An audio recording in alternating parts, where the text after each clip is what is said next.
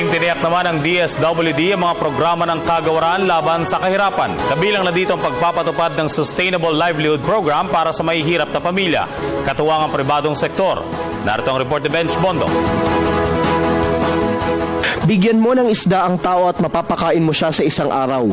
Turuan mo siyang mangisda at mapapakain niya ang sarili niya habang buhay.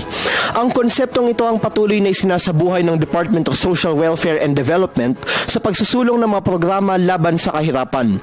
Kabilang dito ang pagsasagawa ng Sustainable Livelihood Program para sa mga benepisyaryo ng Pantawid Pamilyang Pilipino o 4Ps. Nakatutok ang programa sa pagkakaroon ng sapat na kita, paglikha ng pantay na oportunidad sa kapital at ang pagbangon mula sa mga hamon ng panahon na direktang nakaapekto sa kabuhayan ng mga mamamayan. Nakapaloob dito ang paghubog ng kasanayan sa pagnenegosyo at ang pagbibigay ng puhunan ng walang kolateral at interes para sa mga benepisyaryo. Sinisigurado na ang pagtawid sa kaunlaran ay tuloy-tuloy kaya meron kaming Sustainable Livelihood Program.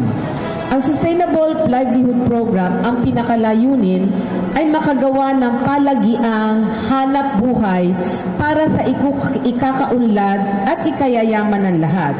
Ang pribadong sektor naman, umaayuda sa pamamagitan ng paglikha ng merkado kung saan maaaring ibenta ang mga produkto ng ating mga kababayan.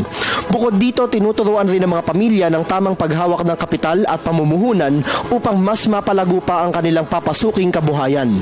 Sa kasalukuyan, umabot na sa higit 400,000 individual mula sa higit 1,000 mga bayan sa buong bansa ang natulungan ng programa. Naniniwala ako na itong aming convergence of keeping children in school and keeping them healthy and providing sustainable livelihood is really providing the opportunity for the poor to have the opportunity to help themselves move out of poverty. Sa kasalukuyan, nasa 24.9% ang poverty incidence rate ng bansa.